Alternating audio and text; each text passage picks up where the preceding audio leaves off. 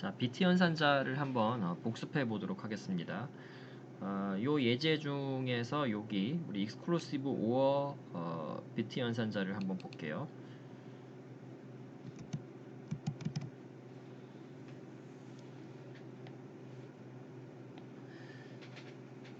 자, 23하고 그 다음에 23하고 5하고를 exclusive or를 지금 하고 있죠.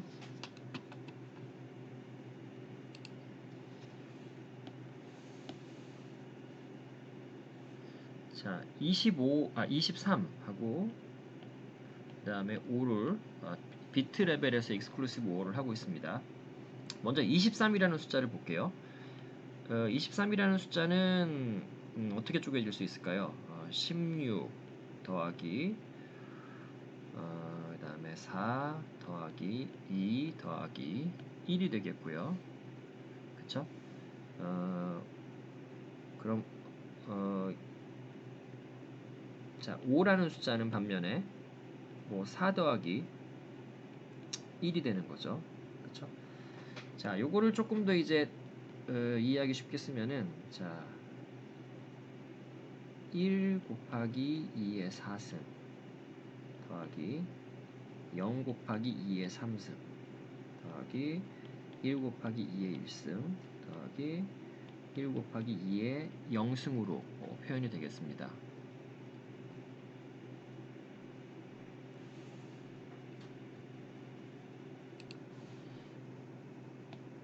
뭔가 잘못된 것 같네요. 그쵸? 자, 다시 해볼게요. 자, 23은 우리가 23은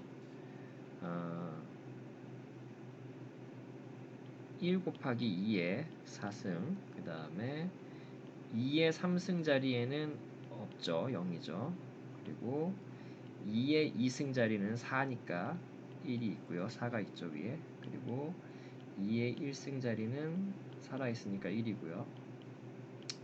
2의 0승도 1이네요. 반면에 5 같은 경우는 이 앞쪽이 다 0이죠. 그리고 여기 하나만 살아있고요. 더하기 1 곱하기 2의 0승에서 5가 되는 거죠.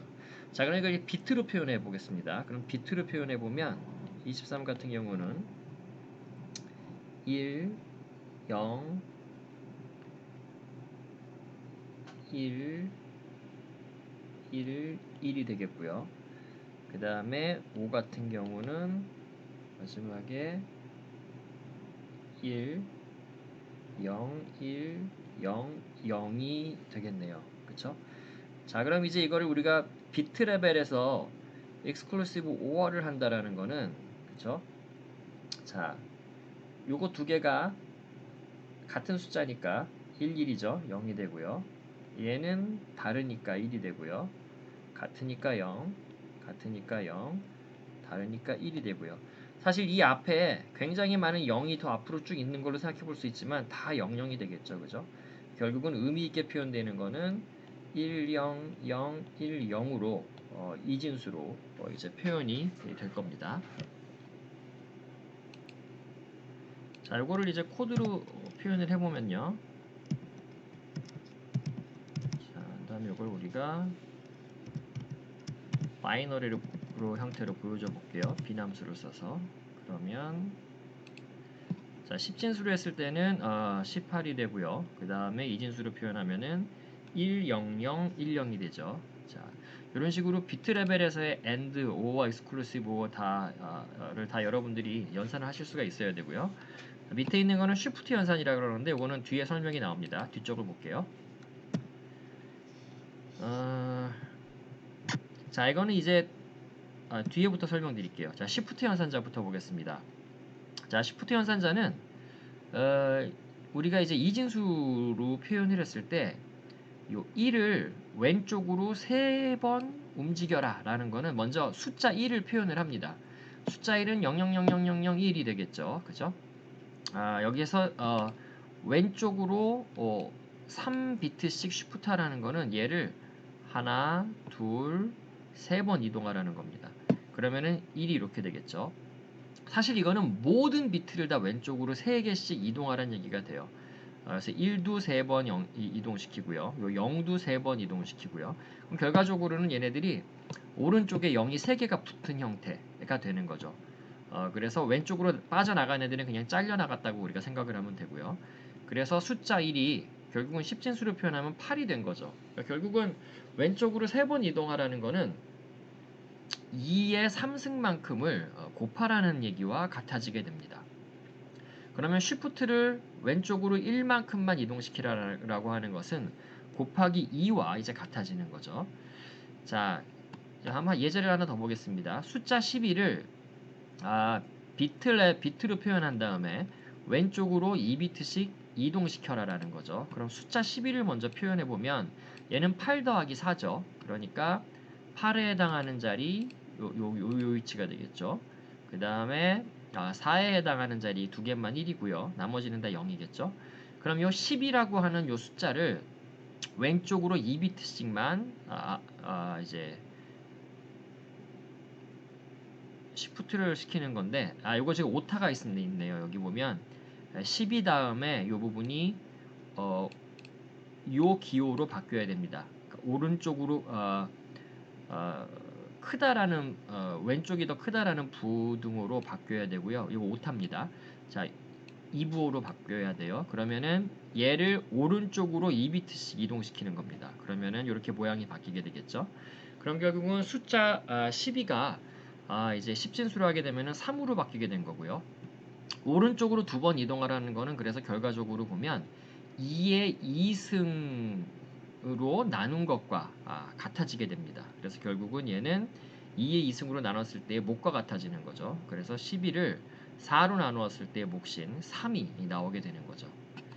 자, 왼쪽 시프트와 오른쪽 시프트에 대해서 알아봤고요. 왼쪽 시프트는 곱하기가 되고요. 2의 자승으로 곱하기가 되고 오른쪽 시프트는 2의 자승으로 나누는 몫이 된다라는 거를 기억하시면 좋을 것 같습니다. 자, 이제 이 비트 연산자를 왜 곱셈이랑 나눗셈이랑 이제 비교를 하냐 하면요. 우리가 컴퓨터로 계산을 할 때 덧셈, 뺄셈, 곱셈, 나눗셈이 있었잖아요. 그리고 쉬프트 연산자도 있었죠. 그리고 비트 레벨에서의 어떤 엔드 연산자, 오어 연산자, 다양한 연산자들을 여러분들이 배웠는데 컴퓨터 입장에서는 연산자를 수행하는 거잖아요. CPU가. 자, 근데 그때 어떤 연산자는 되게 빠르게 계산이 되고요. 어떤 연산자는 굉장히 시간이 오래 걸립니다.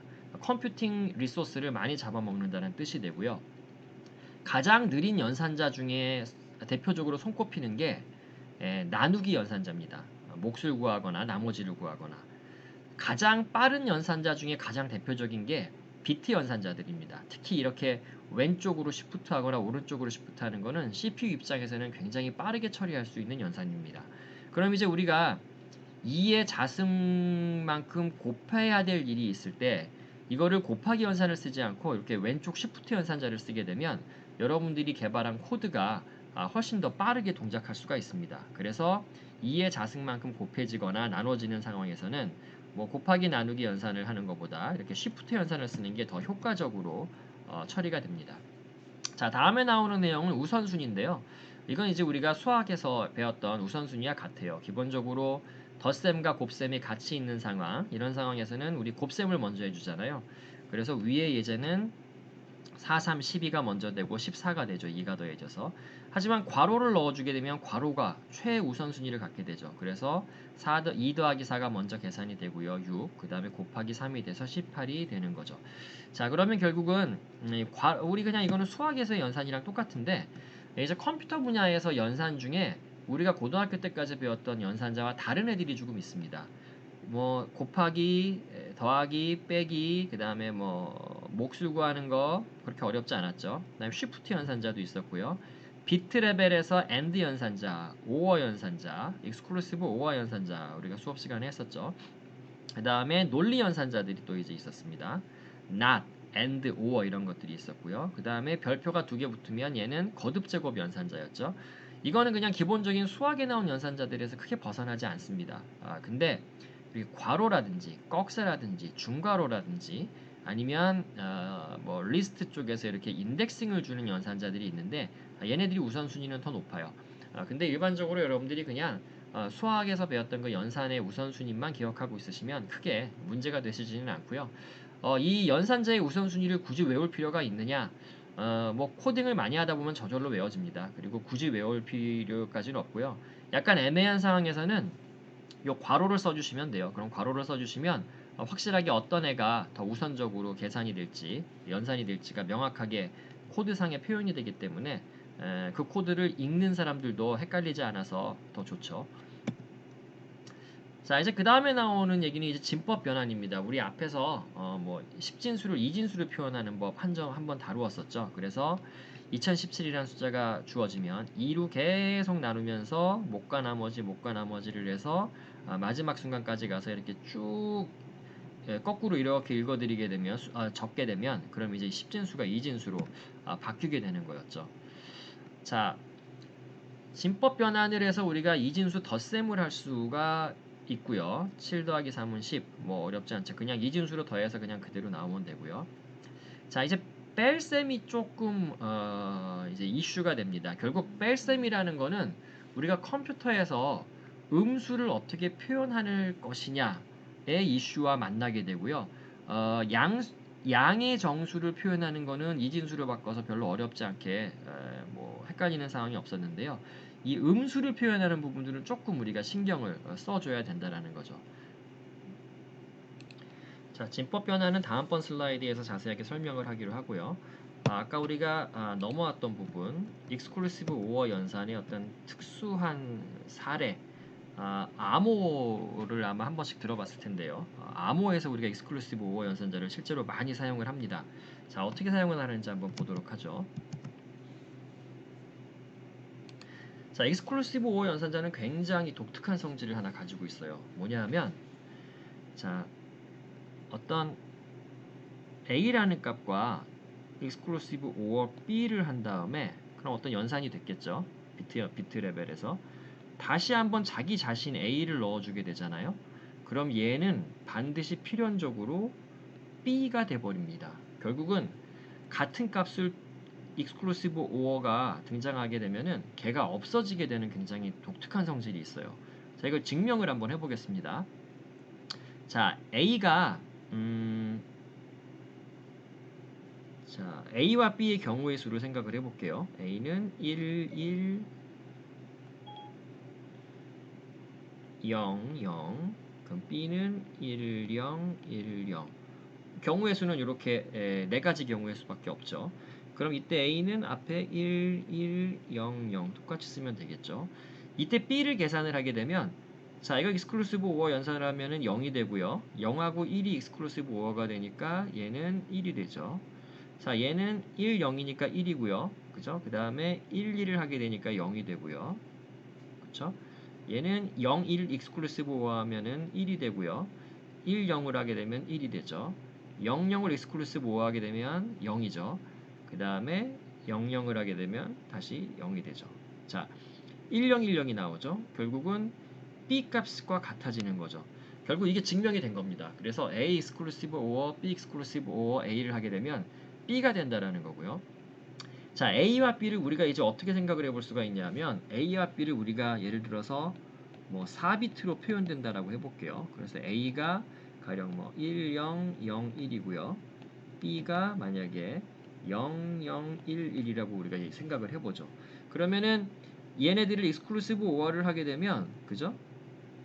A를 한번 더 해볼게요. 1, 0, 0, 1. A와 B가 동일한 길이의 비트, 지금은 4비트로 다 표현이 돼 있죠. 라고 한다면 어차피 이 비트 하나하나 동일한 위치에 있는 비트 레벨에서 익스클루시브 오어 연산을 우리가 하는 거기 때문에 이 왼쪽에 있는 증명이 항상 언제나 적용이 됩니다. 그 얘기는 뭐냐면 A와 B가 같은 길이의 비트로만 표현이 되어 있다면 가령 8비트 또는 32비트 또는 64비트 뭐든지 관계없습니다. 항상 이 결과는 언제나 참이 된다라는 게 이제 증명이 되는 겁니다. 이걸 어떻게 암호에다 사용할 수 있느냐? 우리가 앨리스라는 사람하고요. 그 다음에 밥이라는 사람이 뭔가 비밀 메시지를 보내고 싶다라고 우리가 가정을 해볼게요. 자, 이때 앨리스랑 밥이 미리 조용히 만나서 우리 앞으로 비밀 키값, 뭐 비밀번호로 생각해도 돼요. 비밀번호를 하나 같은 값으로 공유하자. 그래서 A라는 값을 어떤 랜덤한 숫자를 생성을 해내서요. 이걸 비밀번호라고 생각하시면 돼요. 앨리스하고 밥 둘만 아는 겁니다. 둘이 뭐 카페에서 만나서 요 A라는 요 값을 뭐 10001 뭐 이런 값, 그 값을 우리가 비밀 값으로 우리가 정하고 앞으로 내가 보내는 문자는 뭐가 되든지 간에 그거를 A를 이용해서 해독을 해라 라고 이제 약속을 하는 겁니다. 그러다가 일정 시간이 지나서 앨리스가 B라고 하는 이제 어떤 문자를 밥에게 보내고 싶다라고 우리 가정을 할게요. 그럼 앨리스가 만약에 B라는 값을 그냥 보내게 되면 이게 인터넷이라고 하면 인터넷에는 뭐 사람들이 소위 얘기하는 해커들이 있죠. 해커들이 얘를 도청을 해서 앨리스가 밥한테 B를 보내는구나 라고 생각을 하죠. 비밀을 가로채 버리는 겁니다. 이상하게 우린 싫은 거예요. 그래서 B를 그냥 보내면 안 되겠죠. 그래서 앨리스는 어떻게 하냐면 A하고 B를 익스클루시브 오화한 값을 계산을 해냅니다. 그래서 B 대신에 이제 A와 익스클루시브 오어를 한 요 B 값, 요 값을 대신 보내게 되는 겁니다. 자, 그럼 밥은 요 값을 이제 받았죠. 그죠? 그럼 밥이 해야 될 일은 뭐냐면 앨리스와 밥은 A라는 값 둘만 알고 있잖아요. 전 세계에서 유일하게. 이 둘밖에 모릅니다. A라는 값은 그렇게 약속을 했으니까요. 요렇게 A를 한 번 더 해주면 얘가 B가 나오게 되는 거죠. 그럼 밥은 앨리스가 나한테 요 B라는 문자를 보냈구나 라고 알 수가 있는 거죠. 자, 반면에 해커는 중간에 가로챈다고 하면 이제 요 값을 가로채게 되는 거죠. 해커가 A와 B 익스클루시브 오한 값을 가로챘죠. 그럼 해커는 여기에서부터 B라는 값을 얻어내고 싶잖아요. 그죠? 앨리스가 밥한테 지금 무슨 얘기를 하나 알고 싶은 거니까요. 근데 해커는 A라는 값을 알지 못하면 죽었다 깨어나도 B라는 값을 알지를 못하게 됩니다. 왜냐하면 이 값으로부터는 B가 뭐다라는 것을 도저히 예측할 수가 없기 때문입니다. 지금 말씀드린 게 굉장히 익스클루시브 오어 연산자의 특이한 성질, 자기 자신이 두 번 들어가게 되면 없어지게 된다는 사실을 이용해서 암호를 구현하는 거고요. 실제로 현대 암호 시스템들은 이 익스클루시브 오어 연산자 내의 이 독특한 성질을 이용을 해서 많이 구현이 되어 있습니다.